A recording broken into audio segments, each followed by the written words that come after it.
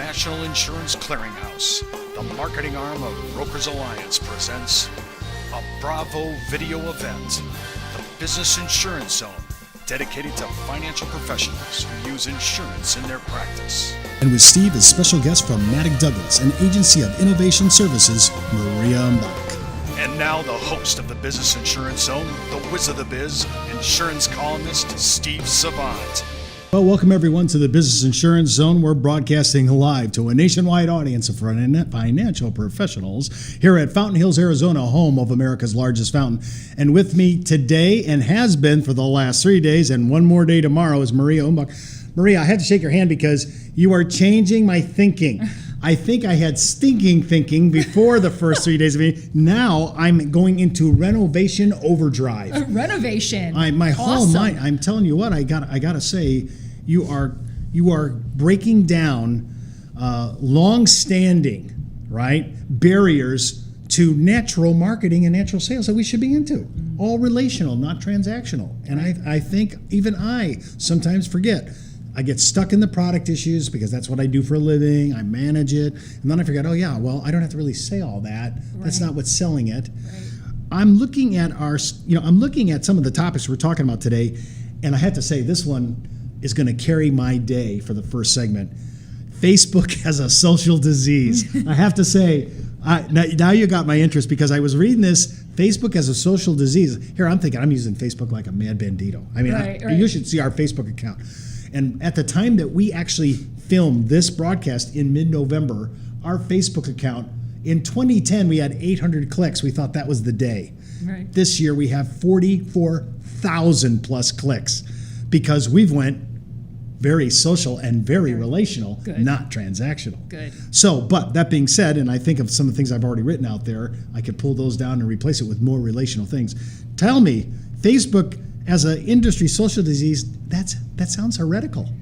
Well, in a way it might be, but at the same time, you have to think about social media as social first and media second. And so many people in the industry, and I've seen even companies do this, as well as producers do it, agents, brokers do it, where they treat the social media platform like a place, like a billboard, just to push out messages that are relevant to them and that they want the world to know, and just somehow think that build it and then they shall come. I wrote an article in my blog a long time ago called Social Media Land Shark, avoiding the... Do you remember Land Shark from Saturday Night Live? I do. Remember Land Shark? He used to knock on doors and he used to say, Candygram, and then get you to open the door, and then he'd be the shark and he'd eat you. Or he'd say flower delivery. If that didn't work, he would try every way to get in that door, and then once he got in the door, he was really just a shark. Right. I often wondered in that skit, were there no peepholes or intercoms at the front door? Well, Lorraine Newman had one, but I think she was too short to reach it or something. She was looking through it and she went for it. She just fell right for it. But the point being is that if people are going to social media to be social, and then you're pushing out messages that are really related to some product or some service, or just kind of pushing your own agenda, that does some damage. It does some brand damage. However, if you're readjusting that and always putting out things that people are interested in, and even if they don't necessarily feel every single one is relevant, that they feel like it's about them, and it is about them, and it's intentionally, authentically about what they care about, it's going to work much, much better. I want you to go back and punt on this issue. That really bothered me when you said brand damage. I mean, it's bad enough that we made the wrong message, but I didn't realize, this has consequences. Right. I could actually be damaging my brand, my name recognition, this thing that's out there, personification of who we are. Right. And that should put the fear of God in all of us. I mean, really think about that. I mean, oh my gosh, I'm damaging my brand. Think about how you feel when you feel spammed by somebody, anybody. It could be a company that does something completely different, that sends you tons and tons of email, or that, you go out to a site and they're always pushing their own agenda, and you go, every time you think of them, you think of that. You don't want to fall into that category. You don't want to be in that place. So what you have to do is, again, take a step back, understand completely what it is that your target audience is really looking for and what they're interested in, and be that. And if you can't be that, be more silent and only come out when you have something that is of interest to them. less is more in that case, as opposed to just more is more. When I hear you say that, I think of the sin of saturation. I think I'm guilty of it. I've been marketeering all my life. I've been sitting there, one of the premier expressionists about our industry and flooding the market with trying to get in every nook and cranny, cover every piece of real estate in the open space. I feel that I'm like, oh, less is more. What will I do with myself? And if you're Starbucks or Coca-Cola, that's fine, because people want Starbucks 4 or 5 times a day. They want Coca-Cola a couple of times a day. It's okay to be in every corner when that's the kind of thing that you're offering. But when you're talking about something that's this crisis category of life insurance that we talked about before, and you do that, people are just going to be annoyed when it's overload. It has to be something really relevant. Well, I want to transfer relevance to your thing that you said yesterday. I thought was really good. Lifestyle continuity. I mean, I love that. How can I transfer protection, coverage, and especially the MBA term, indemnification? I don't even know if half people know that. How can I move into that realm of lifestyle continuity? I want to maintain it. How can I do it? I don't want any of my life issues to change. I like my life. It's doing well. How can I protect? No. Not cover? No. How can I keep it going? Keep your plans from getting messed up. Right. It's almost like curveball planning. What is it that life is going to throw you a curveball? What is it, and how can you be a part of making sure that you're planning for those things, either before they happen, when they happen, after they happen. I love the baseball allegory because I remember as a young man coming through Little League, fastball I got. It was straight, it was fast, timing was the issue. Right. Curve was not timing. Right. If it's a slow curve, it could be timing, but curve. Can I anticipate the drop? Can I hit the guy's curveball? If it's going away from me, can I go to the opposite field? Right. I had a difficult time hitting a curveball. Right. And that is again, we talked about, there's certain kinds of insurance that people have no choice, but they must own it if they are to drive a car, if they're going to own a home, whatever. Life insurance is one of those things that feel optional. It feels optional. People will buy it, but they may not buy the amount that they think they should have. They might not buy it at all. Why is that? I mean, we all die, so it's one of the big, life absolutes. Many people just feel like, well, maybe it's not something that I absolutely need, because they don't understand how life insurance plays into the whole curveball, and when life throws you a curveball, and what curveballs life can throw you. And so that plus attaching it to things that are more top of mind. I mean, part of the issue that we have in the industry today versus, let's say, 20 or plus years ago, or 30 or 40 plus years ago, is that death is not what it used to be. It's just not top of mind risk anymore. People don't go to work and feel, oh, this is a risk for me to even just come home tonight. Although, diseases have you driven in traffic on the way home? Not for anything, but you're right. So, but that the point being is that how do you then also attach it to something that is more relevant in their lives? So you take the things that are the regular curveballs that people expect, and then the ones that they don't so much expect, and attach them together and be more broad-based in what you're advising. Well, I'm thinking, I was reading, USA Today had a thing out, the #1 fear in America is public speaking, like AIDS is second, death is third. Right. Wow, death got a downer. I mean, it was like downgraded. Oh, yeah.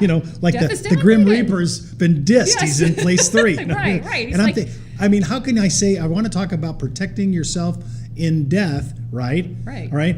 But I don't want to go to my client and say, well, death becomes you. Right.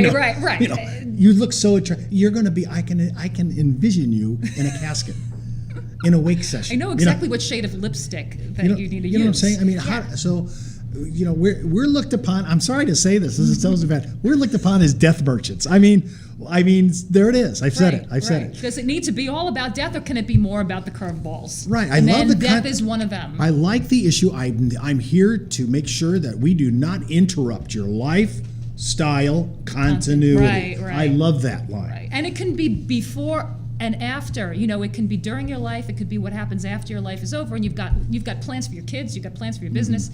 You've got plans for other people and charities and whatnot. So it's all part of the same picture. I think I just had an economic epiphany. Did you? I think I did. I want to write a new book, according to William Shakespeare, called The Death Merchants, a Mercenary, off The Merchant of Venice. Right? The Death Merchants, a Mercenary. I loved your mashups. Okay. They're great. Oh, I love that too. Yeah. Once I get this, social first. Right. Product second, right? Media, I want to get that down. Right. I want to not damage my brand. Gosh, the last thing I want to do is do that. Right. I want to be able to learn the new language, to speak this way, as you've been suggesting.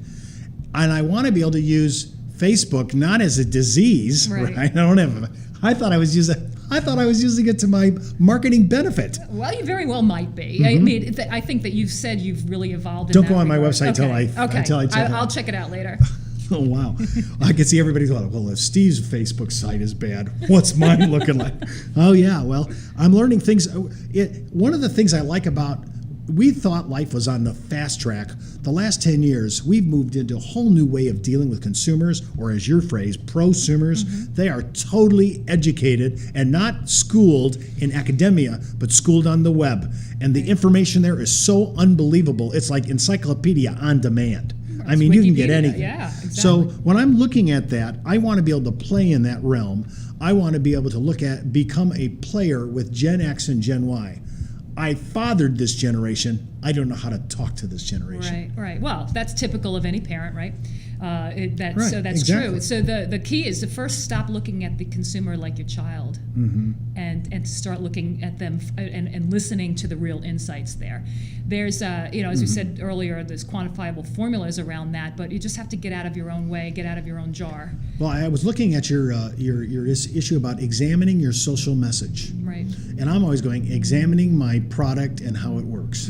Right? Yeah. I mean, I'm just confessing. Yeah, this is confession. Yes. Okay. So now I want to graduate over to, I want to examine my social message. Let's say I want to be able to be social. How can I talk about what I want to talk about, which is life insurance, annuities, LTC, DI, group pension? How can I do that in a social way that will be hip for Generation X and Y? Right. Well, that's a great question, and that's one of the places to start is with situations that really are relatable to them. You know, and in terms of Gen X in particular, Gen X is dealing with illness. They're dealing with that in between thing. They're still raising their kids, but they also have their parents that they're now potentially somewhat responsible for, or that illness of that parent will affect their financials in some way. And of course, long-term care insurance is out there in the background somewhere, and life insurance is also somewhere out there in the background. But when you're talking about these issues that are very real to them in ways that don't bring the product into being at all, but talking about just those situations, and maybe it's a personal situation that you've had, or maybe it's somebody that you know that has had this situation where you're talking about this and say, did you know? And it could be something around what kinds of decisions they need to make in the moment. There are plenty of people out there that have these things happening to them that are clueless about where to go to for advice. May not feel like it's about the product yet. And they're actually trolling the web, looking for somebody to talk to. I'm amazed by that. We think that nobody wants to talk about. They actually want to talk about it. They just don't want to talk the way we talk. And they don't know who to talk to. That's not going to try to sell them something. Well, I wanted to talk to you, our producers, our advisors, because we think we're educating you. Now you got to take it to the next level. You're listening to the Business Insurance Zone, the talk show that focuses on insurance in your practice. You can email me at thebiz@brokersalliance.com or call me toll free 1-800-290-7226, extension 147. Banner Life Insurance Company and its subsidiary, William Penn Life Insurance Company of New York, comprise the Legal and General America companies, part of the International Legal and General Group, one of the largest insurance companies in the world. Now, Legal and General America is one of the top-rated insurance companies in America, with one of the strongest financial balance sheet among its peers. Legal and General America is a major player in guaranteed term and guaranteed universal life, and consistently ranks among the best carriers in almost every product spreadsheet. Legal and General America's product line of guaranteed universal life endows at the maturity date, while most carriers' cash values just zero out. You know the reputation of Banner? Now know the value of LGA, Legal and General America. The power to protect, the power to preserve, the power to serve their policyholders. That's Legal and General America. Well, welcome back to the Business Insurance Zone. I'm your host, Steve Savant, and I am also a financial color commentator, insurance columnist, and interviewer extraordinaire. Well, at least I think so.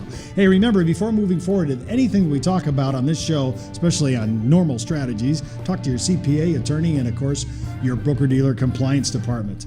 You can call me toll free, 1-800-290-7226, extension 147 for any of your questions and or quotes on life insurance, DI, annuities, LTC, and of course group pension. It's not what I know, it's who I know. And that's why I have Maria on our show right now. Maria, we're talking about social currency. Now, I like trading. This is Steve, sorry. I like to arbitrage currencies in the world, right? I like to trade. Right. What's the cost? I bought some issues from the UK. I bought some music for the show from UK, and I plugged in the number and I said, oh my goodness, this is pretty inexpensive, until I did the currency exchange and it cost me more. Then I had to think for a second, should I still purchase it? Right. Because it wasn't dollar for dollar. When I talk about social currency, I think we are not ready for the new arbitrage. Because the way I've read your article, if I'm reading this right, I'm thinking I'm buying this. I said, yeah, but it's going to cost you different because the currency's not the same. That's right. They're not equal. Talk a little bit about. And there's no guidebook yet. There's no for it. guidebook. Boy, is that not the truth? Social currency. So you're an expert in social media. Tell me, how much does Facebook cost? Nothing. That's the typical answer, right? Right. It actually doesn't cost you any money, but it costs you other currencies. You pay for Facebook with your information. I don't know if you remember doing this. I don't even remember doing it. I don't use Facebook probably as much as you do, but when you sign up for Facebook, there's this little checkbox that says, I agree. You know that, I agree? You know what you're agreeing to? You're agreeing to the fact that all of the things that you post out there, your pictures, your stuff, your paragraphs, whatever, don't belong to you anymore.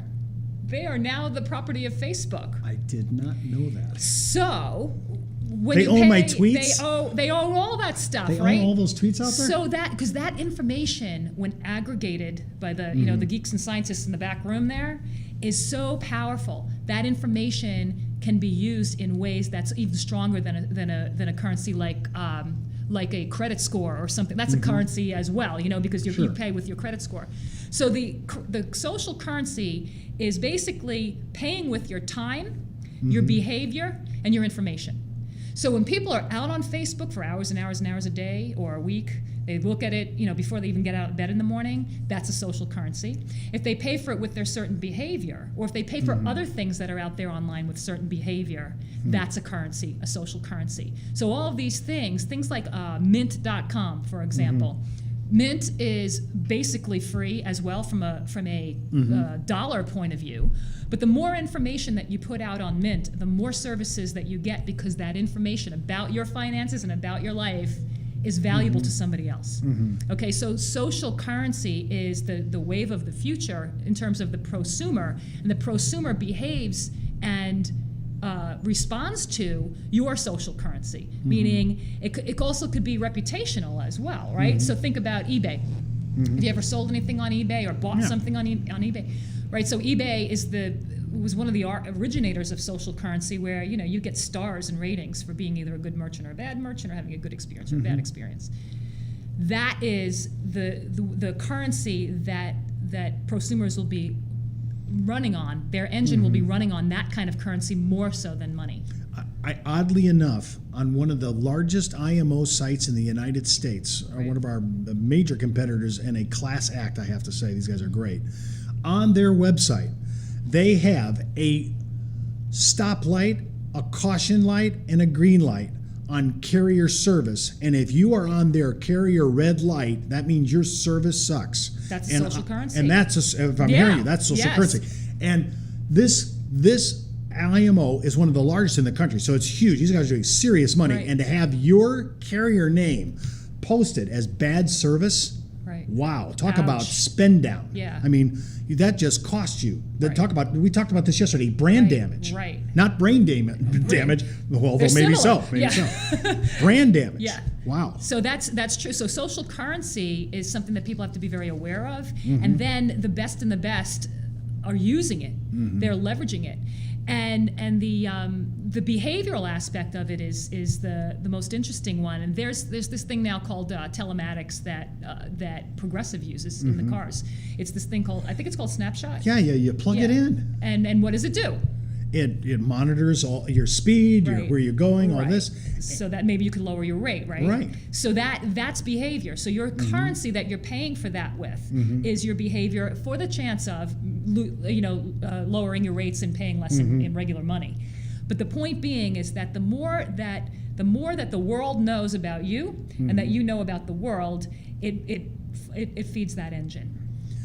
I can't believe it. I mean, talking about back in the day in the 80s, we used to remember Orson Welles.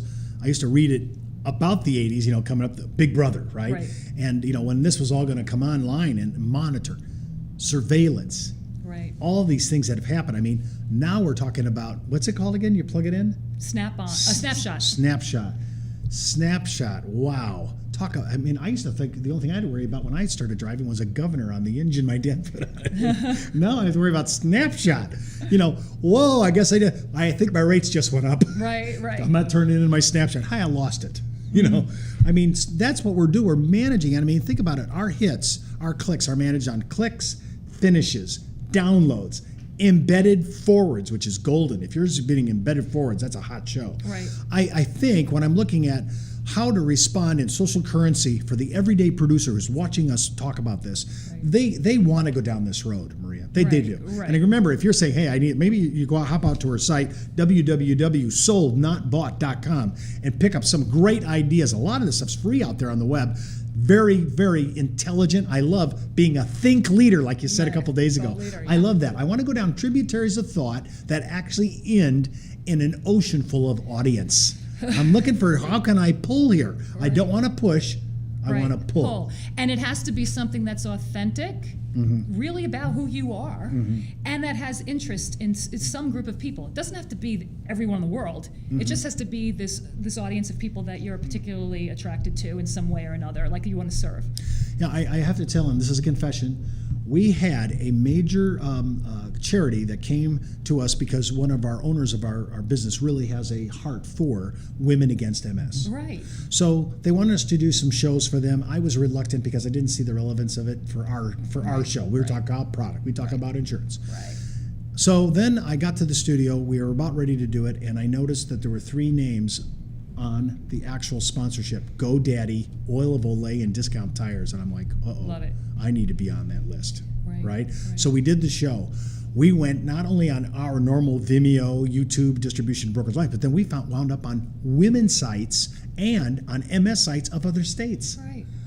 It leveraged it. I had no idea. At first, it was anecdotal and PR. Right. And then all of a sudden, we got calls in.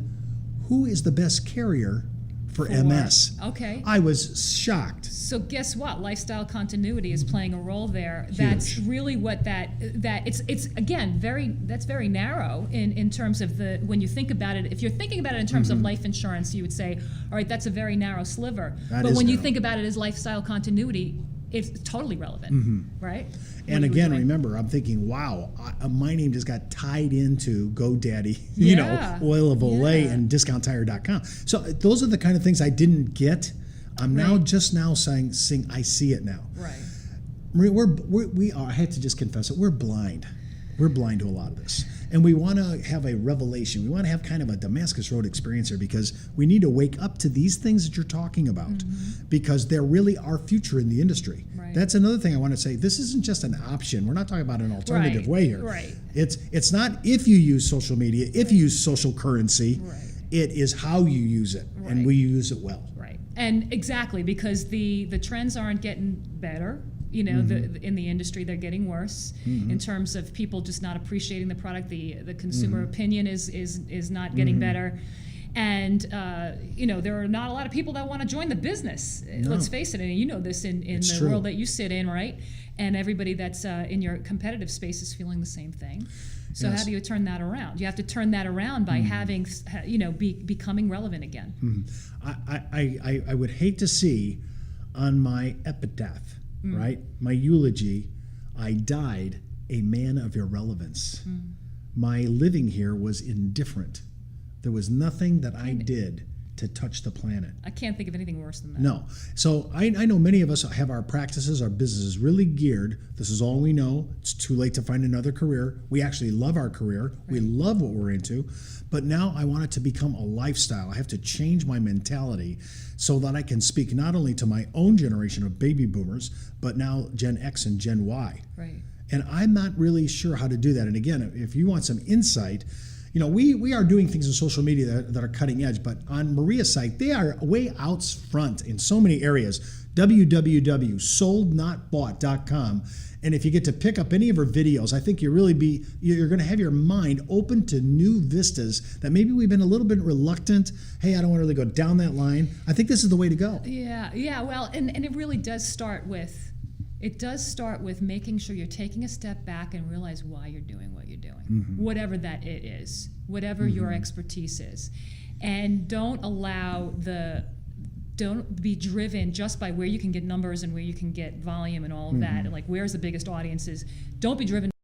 Be driven more about your purpose, what it is that you're there to do that adds major value. Become an expert in that, and when you start putting it out there, it does come. I mean, this is partly how I got into this part of my career too. I spent 25 plus years in marketing positions on the carrier side in 4 different companies, and having a blast and learning a lot and all of those good things, and also being very frustrated with the inability to make really big difference and big change. And so I finally put my money where my mouth is, followed the passion, and that's where I sit now. And by doing that, that same result is happening, let's say, in my thought leadership platform. Well, tomorrow we're going to pick up on all this, Maria. This is all great stuff. Everybody's enjoying it, I'm sure. Well, listen, you can watch this show and all the shows this week on HD 1080p on our on-demand section, located on our homepage at www.brokersalliance.com, and of course on YouTube, Vimeo, Facebook, LinkedIn, and Twitter. I'm Steve Savant. You've been listening to the Business Insurance Zone. That's the buzz on the biz for today. Get in the zone, the Business Insurance Zone. Business Insurance Zone, dedicated to financial professionals who use insurance in their practice.